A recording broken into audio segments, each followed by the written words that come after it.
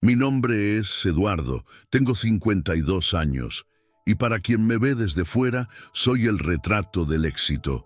Dueño de una empresa que va muy bien, una casa que más parece un palacio en Madrid, coches que apenas tengo tiempo de conducir.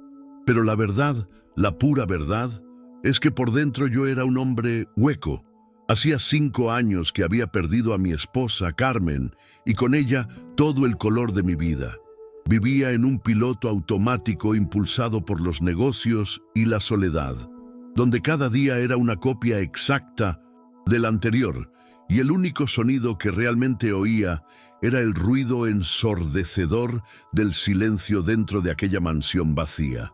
Todo sucedió un martes cualquiera, de esos grises y sin gracia.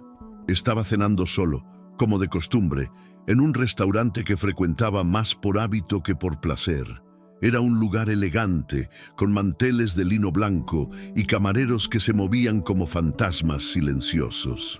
Yo estaba allí, perdido en mis pensamientos, girando en mi dedo el anillo que era mi única conexión, en física con Carmen. Era una pieza de plata con un pequeño sol grabado, un diseño nuestro que nunca me quité del dedo desde el día en que ella se fue. Era mi ritual particular de luto, un recordatorio constante de lo que había perdido y de que nada más tendría sentido. Fue en ese momento que una camarera nueva, que nunca había visto por allí, se acercó a mi mesa. Ella no tenía la postura rígida y casi robótica de los otros empleados. Había algo genuinamente cansado, pero a la vez luminoso en ella. Tenía los ojos marrones, de un tono miel que me pareció extrañamente familiar, y una media sonrisa que no parecía ensayada para agradar a los clientes. Cuando preguntó qué deseaba, su voz tenía una melodía suave que rompió el ruido monótono del ambiente. Por un instante salí de mi burbuja de apatía y realmente la vi. Era solo una chica, probablemente de 20 y pocos años, intentando ganarse la vida. Mientras anotaba mi pedido, un simple gesto suyo hizo que mi corazón se detuviera. Literalmente se detuvo. Por una fracción de segundo, sentí como si el suelo hubiera desaparecido bajo mis pies.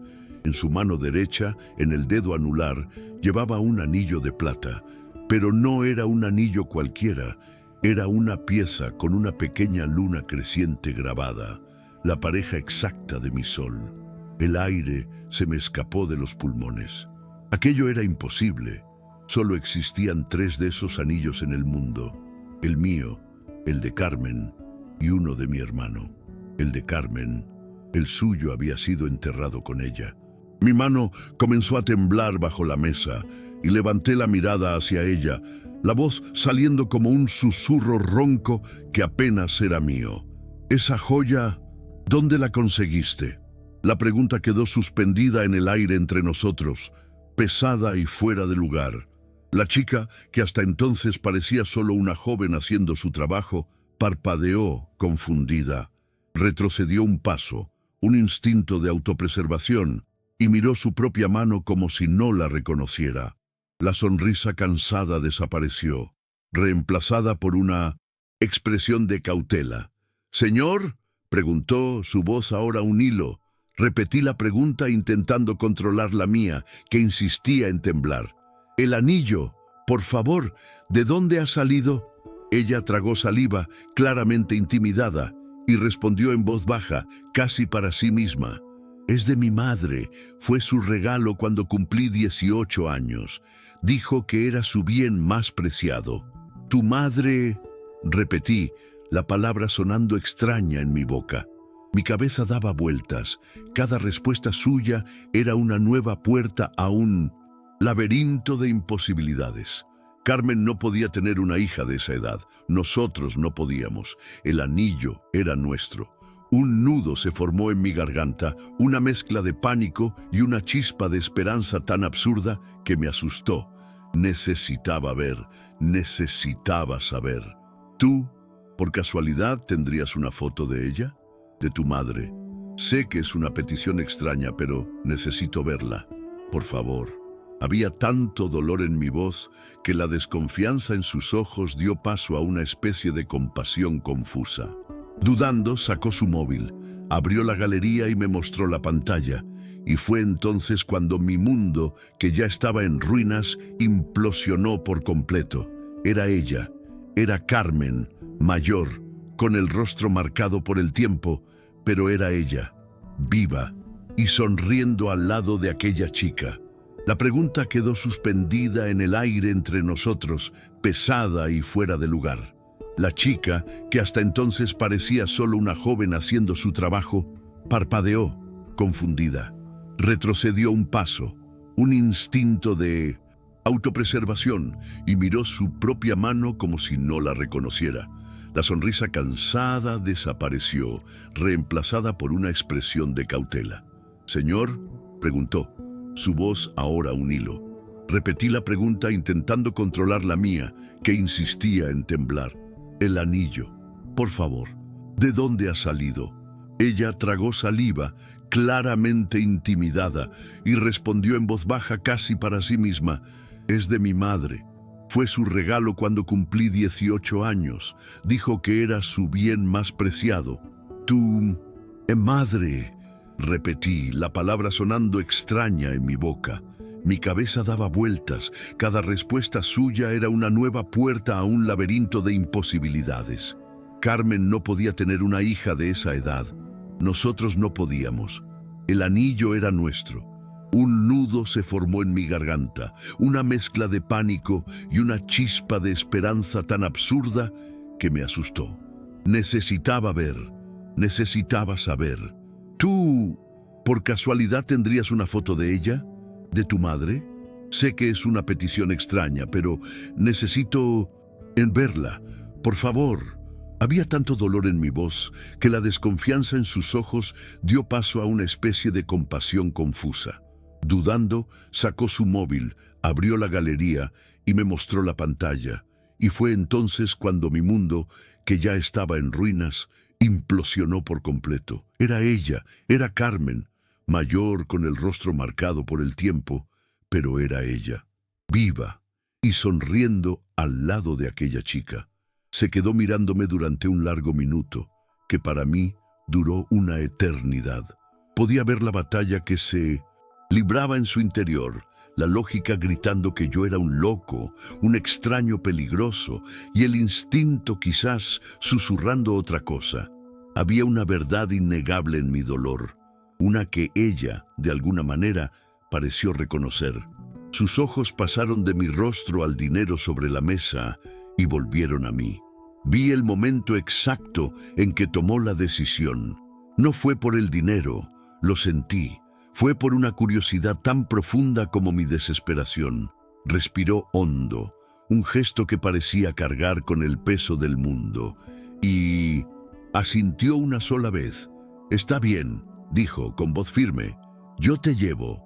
Sin más palabras, se dio la vuelta, habló brevemente con el gerente y 2 minutos después regresó con su bolso y un abrigo fino, lista para irse. El camino fuera de Madrid se hizo en un silencio casi sagrado. Conduje mi coche, un vehículo que normalmente me daba una sensación de poder, pero que ahora parecía solo una cápsula de metal que nos llevaba hacia lo desconocido. Sofía me dio la dirección y la palabra que dijo me heló la sangre. Cuenca. Carmen y yo habíamos tenido planes de comprar una casita allí algún día, de envejecer mirando las casas colgadas. Se suponía que sería nuestro refugio, y ahora, aparentemente, había sido el refugio de ella, lejos de mí. Con cada kilómetro que pasaba en la carretera oscura, la tensión dentro del coche aumentaba. La miraba de reojo, a la chica a mi lado, intentando encontrar rasgos míos en su rostro, pero solo veía a Carmen. Era como conducir junto a un fantasma y una promesa, sin saber cuál de los dos era más aterrador. Llegamos a una calle estrecha y silenciosa en Cuenca, con casas de piedra que parecían tener siglos de historias que contar. Sofía señaló una puerta de madera oscura, con una pequeña maceta de geranios rojos en la ventana de al lado. Mi corazón latía tan fuerte contra mis costillas que temía que se rompieran. Cada paso que daba hacia esa puerta Era un paso hacia un precipicio. ¿Y si no era ella? ¿Y si era una coincidencia cruel y enfermiza? O, peor, ¿y si era ella pero no me quería allí?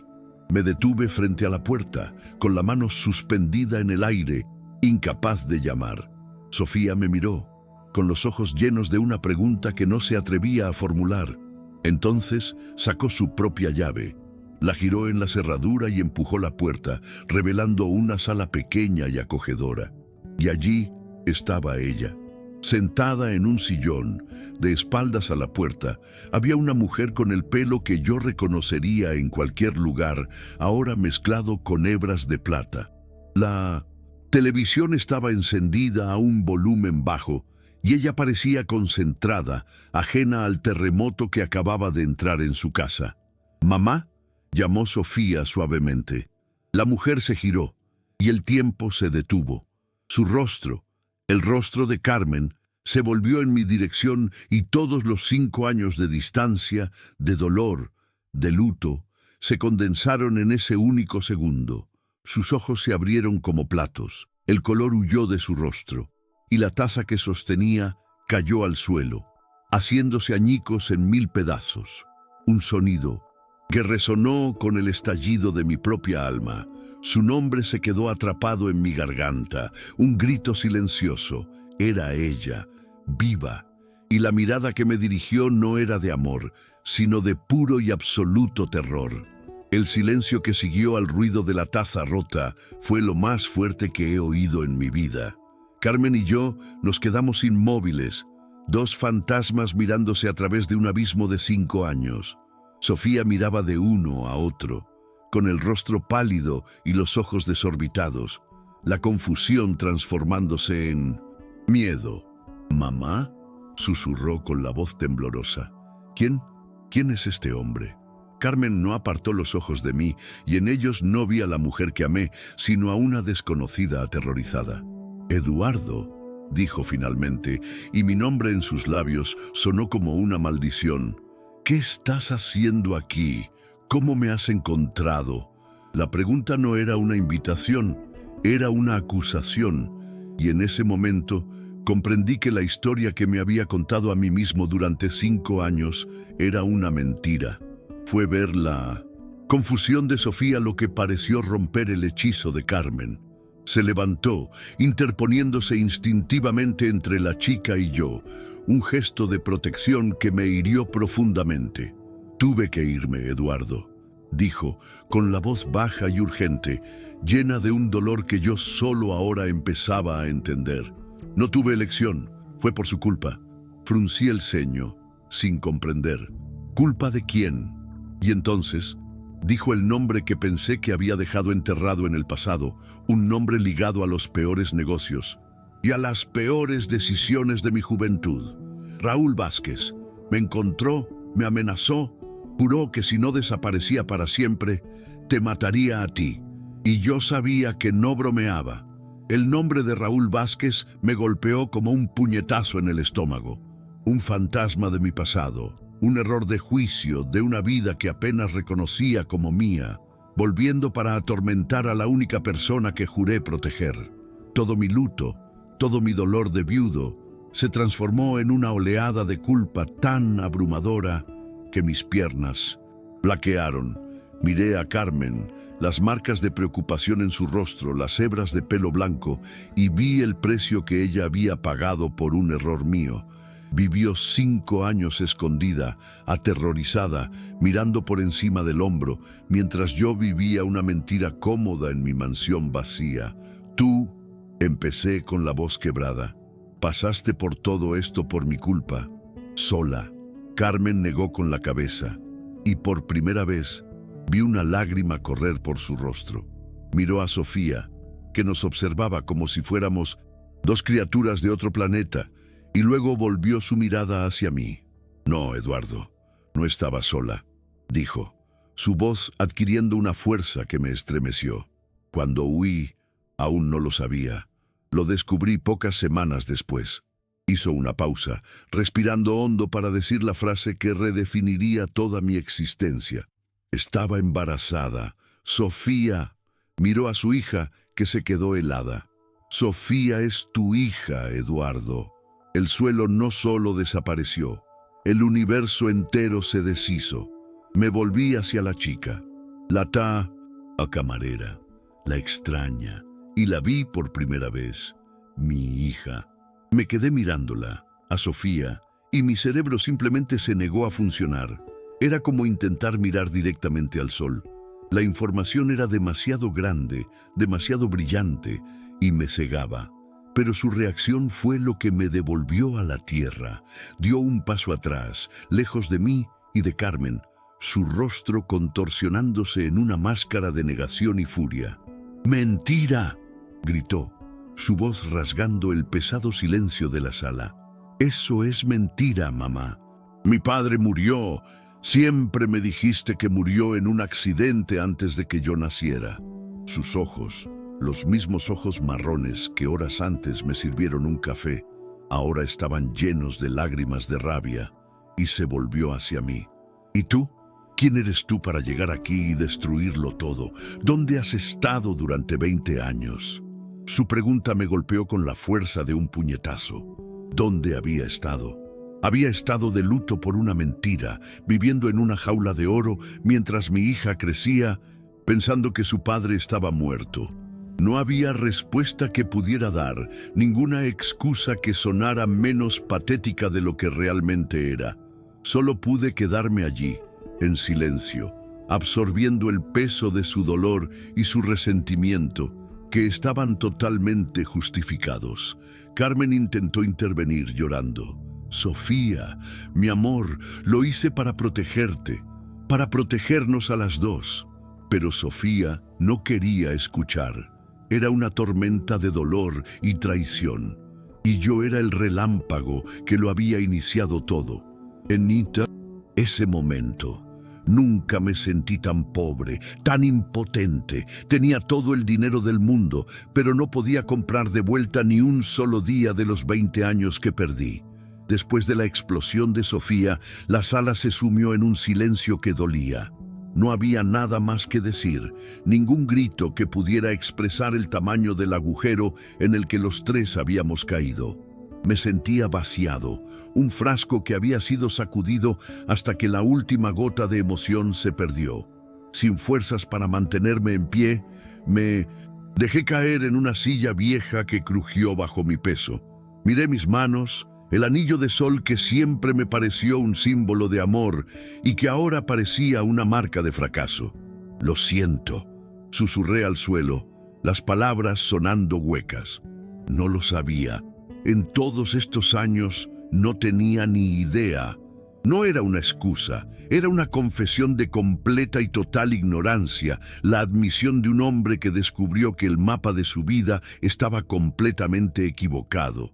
Fue Carmen quien rompió el silencio, su voz, sonando frágil, pero clara. Caminó lentamente hacia Sofía, que seguía encogida cerca de la puerta, como un animal asustado listo para huir. «Hija», comenzó, y tomó la mano de nuestra hija, la mano que llevaba el anillo. «¿Recuerdas la historia que te conté sobre esta joya? Te dije que era de una mujer que amó mucho a un hombre». Luego me miró, y por primera vez esa noche vi algo más allá del miedo en sus ojos. Vi memoria. «Tu anillo es la luna, y el suyo», me señaló, «es el sol. Los hicimos cuando éramos jóvenes, con la promesa de que aunque estuviéramos separados, siempre miraríamos al mismo cielo. Era nuestra forma de no estar nunca verdaderamente solos». Las palabras de Carmen quedaron flotando en el aire, cargadas con el peso de 2 décadas de secretos. Sofía miró el anillo en su mano, la pequeña luna de plata que siempre había sido solo un regalo de madre, un vínculo con un pasado anónimo. Ahora tenía una historia, una contraparte, un sol que brillaba en el dedo del extraño que afirmaba ser su padre. Vi la rabia en sus ojos vacilar, dando paso a una capa más profunda y dolorosa de confusión. Levantó la mirada del anillo al rostro de su madre, y luego al mío. Su vida entera, la historia del padre héroe que murió joven, todo se deshacía ante sus ojos. No gritó más. En cambio, una única lágrima silenciosa rodó por su mejilla, una lágrima no de rabia, sino de una pérdida profunda e indescriptible, la pérdida de la única verdad que conocía. Oír a Carmen contar la historia de los anillos abrió una compuerta en mi memoria. De repente ya no estaba en aquella apretada sala en Cuenca, sino en una playa de Cádiz, 25 años atrás. Recordé el día en que nos dimos los anillos. Un artesano local los hizo para nosotros. El sol se estaba poniendo, pintando el cielo de naranja y morado, y Carmen se rió cuando le dije que, de esa forma, ella tendría la luna y yo, el sol, y juntos tendríamos el cielo entero. El recuerdo era tan vívido que podía oler el mar y sentir el tacto de su mano en la mía. Miré a Sofía y por primera vez le hablé directamente a ella, no como un millonario culpable, sino como el hombre de aquel recuerdo. Tu madre siempre fue más poética que yo, dije, con una media sonrisa triste. Ella llamaba a los anillos nuestra promesa contra la oscuridad. Aquella noche en Cuenca no fue un final feliz, pero fue un comienzo doloroso y terriblemente complicado. Los meses que siguieron fueron una danza delicada entre los tres. Hubo días de silencio, días en que el dolor y el resentimiento de Sofía eran un muro de hielo entre nosotros. Carmen y yo tuvimos que reaprender a conversar, no como los amantes jóvenes que éramos, sino como dos supervivientes marcados por el tiempo. Poco a poco, muy poco a poco, las cosas empezaron a cambiar. Ayudé a Sofía a matricularse en la Facultad de Administración Hotelera, un sueño que ella tenía. Empezamos con cenas semanales, encuentros extraños y formales que con el tiempo se fueron volviendo más ligeros. Ella comenzó a hacer preguntas sobre mí, sobre mi familia, sobre la historia que nunca conoció. Y yo respondí a cada una de ellas con la más completa honestidad. Hoy, 3 años después de aquella noche, escribo esto desde una casa con vistas a las colinas de Cuenca. Carmen y yo nos volvimos a casar, en una ceremonia sencilla solo para los tres. Ayer fue el cumpleaños de Sofía. Le dimos un regalo, un anillo de plata con una pequeña estrella grabada. Le dije que Carmen era la luna, yo era el sol, y ella era nuestra estrella, la que nos guió de vuelta a casa. Por primera vez vi a mi hija sonreír sin ninguna sombra de dolor. Aprendí que la vida puede, sí, darte una segunda oportunidad, pero no llega gratis. Se construye con paciencia, perdón, y con el coraje de mirar a la oscuridad y aún así prometerle el cielo a alguien. Mi imperio de hormigón y acero casi no vale nada comparado con esto. Mi familia, esa es mi verdadera fortuna.